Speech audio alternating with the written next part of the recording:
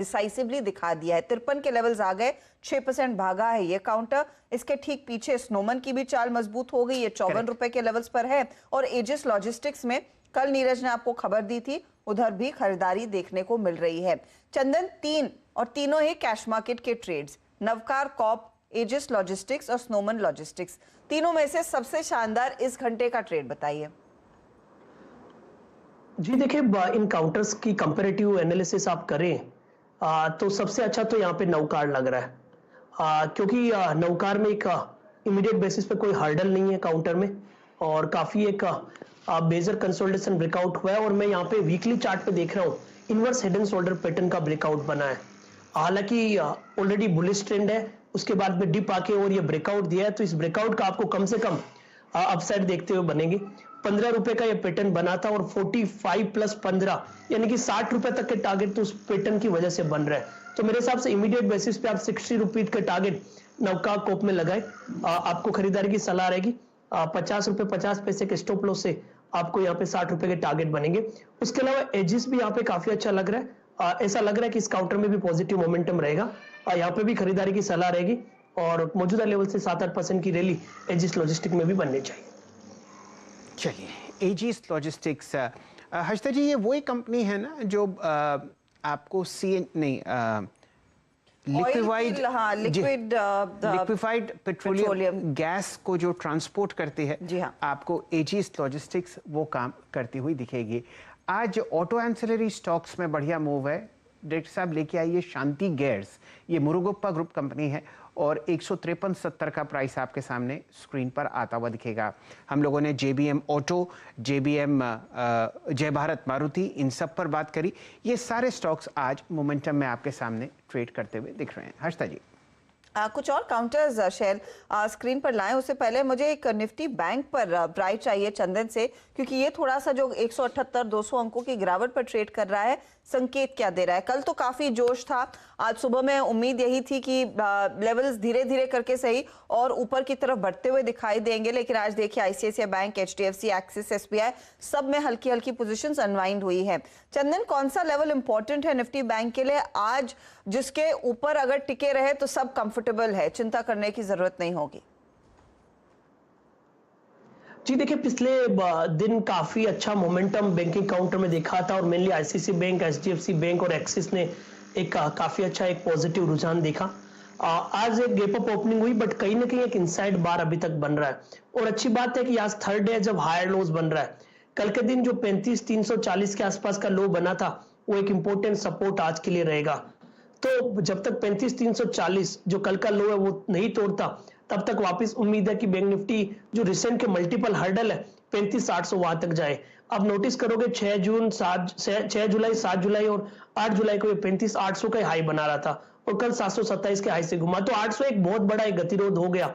800 के ऊपर निकलेगा तभी बैंक निफ्टी में बड़ी तेजी होगी, but as of now structure overall positive to range bound bias है, तो 35,340 के स्टॉप लॉस से आप खरीद सकते हैं। 35,340 का स्टॉप लॉस लगाइए, तेजी कीजिए, लेकिन जो बड़ा मूव आएगा ना वो 35,800 के ऊपर ही आएगा और वहां से तो हम अब 300 पॉइंट की दूरी पर हैं आज, क्योंकि इन दिग्गज बैंकों में थोड़ी सी नरमी देखने को मिल रही है। चलिए अब बात करते हैं जोमैटो की, और जोमैटो का IPO जैसे हम आपको लगातार बता रहे हैं आज खुल चुका है, 16 तारीख तक ये खुला रहेगा। कंपनी 9,000 करोड़ का फ्रेश इशू लेकर आ रही है। सबसे ज्यादा चर्चा इसी पर हुई है कि कंपनी अभी भी लॉस मेकिंग है, लेकिन यूनिट इकोनॉमिक्स धीरे धीरे करके पिछले 6-8 महीनों में सुधरे जरूर है। ये 2020 के लॉकडाउन का बड़ा फायदा जोमैटो के बिजनेस में लगा और कंपनी आ गई है इस साल IPO को लेकर। गौरांग शाह हमारे साथ जुड़ गए हैं, उनसे राय लेंगे कि क्या इस इशू में आपने पैसे लगाने हैं या नहीं। आपको एक बार फिर याद दिला दे कि एंकर बुक में भर भर के पोजीशंस लोग लेने के लिए आए, 4,197 करोड़ फाइनली 186 निवेशकों के जरिए कंपनी ने रेज किए हैं। गौरांग, ये एंकर बुक तो एकदम सॉलिड है, ये बताइए क्या रिटेल निवेशकों को जोमैटो के IPO के लिए इस समय ऑर्डर करना चाहिए या नहीं? धन्यवाद हर्षदा, और आप सभी को शुभ प्रभात हमारे तरफ से। तो मेरे ख्याल से काफी लोगों ने इस माध्यम का उपयोग किया होगा और जायके जो जबान पे हैं उनको पूरा करने के लिए इस माध्यम का उपयोग करके पसंदीदा होटल में से पसंदीदा खाना भी मंगाया होगा। तो हमें लग रहा है कि आईपीओ में भी आपको ऑर्डर करना चाहिए, यानी कि आपका सब्सक्रिप्शन जाना चाहिए। और ये जो हम लंबी अवधि के लिए सब्सक्राइब की कवायद कर रहे हैं, छोटी मध्यम अवधि में या लिस्टिंग गेन्स के लिए हम कोई टिप्पणी करते नहीं है अर्शिदा।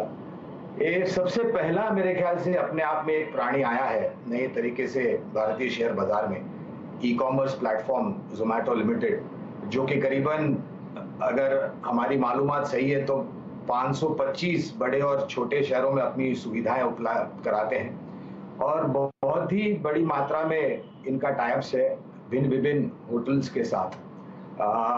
मुझे नहीं पता, काफी लोगों को ये पता है कि, लेकिन एक हाइपर प्योर करके ये और एक सुविधा उपलब्ध कराती है जहां पर हाई एंड क्वालिटी इंग्रेडिएंट्स ये उपलब्ध कराती हैं अपने रेस्टोरेंट्स पार्टनर्स को। जिस प्रकार का ये आईपीओ है, जाहिर है कि आंकड़ों को लेकर के असमंजस परिस्थिति और बाजार में मैं 2-3 दिन से सुन रहा हूं, लोग दोनों तरफ बराबर से बटे हुए हैं। लॉस मेकिंग है, इसके कारण चिंता है। जो 72 और 76 के बीच में जो प्राइस बैंड है, कुछ लोगों को वो महंगा लग रहा है, लेकिन हमारी सोच ये कहती है कि अगर आप छोटी मध्यम अवधि के लिए या लिस्टिंग गेन्स के लिए नहीं सोच रहे और जो सुधार हम देख रहे हैं, और एक बात और कहना चाहूंगा अर्शिदा कि अंतर्राष्ट्रीय स्तर पर करीबन 30 से 50% की सर्विसेज यूटिलाइज होती हैं और भारत में अंडर पेनिट्रेशन होने के कारण मात्र केवल 8% इसका यूटिलाइजेशन है। तो एक अनटैप्ड मार्केट जो है, अंडर पेनिट्रेटेड मार्केट है, अपॉर्चुनिटी बहुत बड़ी है और ये एक बहुत बड़ी कंपनी है इस पर्टिकुलर क्षेत्र से जुड़ी हुई। तो लंबी अवधि के लिए कवायद है, लिस्टिंग या छोटी अवधि में मैं टिप्पणी नहीं करना चाहूंगा क्योंकि हम सक्षम नहीं हैं उसके लिए। जी, गौरांग साहब, आपको शुभ दिन और शुभ प्रभात। आप तीसरे एनालिस्ट हैं जो हमारे साथ सुबह से जुड़े हैं और जिन्होंने बहुत ही सटीक राय दी है कि जिस हिसाब से आप जोमैटो के आसपास ढोल ताशे और हर तरीके की आवाज़ आते हुए दिख रहे हैं, बहुत ही सोच समझकर निवेश कीजिए आईपीओ में और शायद आपको और प्रॉफिटेबल मौका मिले आईपीओ लिस्टिंग के बाद। हालांकि जिस तरीके से एंकर इन्वेस्टर्स का तांता लगा है इस आईपीओ में, वो देखते ही बनता है, लेकिन बाजार का एक बहुत ही पुराना और बहुत ही ठोस नियम है कि एकला चलो रे। जहां जहां सब लोग जाते हुए आपको दिख रहे हैं, उस कलेक्शन को अवॉइड कीजिए। कंसेंसस ट्रेड बाजार में कभी काम करता हुआ नहीं दिख रहा। और तीसरे व्यक्ति शाह साहब, आप, जिन्होंने बहुत ही सटीक और बहुत ही अच्छी राय जोमैटो के आईपीओ पर दी है, आपको अभिनंदन। धन्यवाद शैल जी, और आपको भी सुप्रभात। तो मेरे ख्याल से एकला चालोर के साथ साथ और एक यलगार देना चाहूंगा, खेला होबे जी। और मुझे लग रहा है कि ये एक नया दौर भारतीय शेयर मार्केट में शुरू होगा।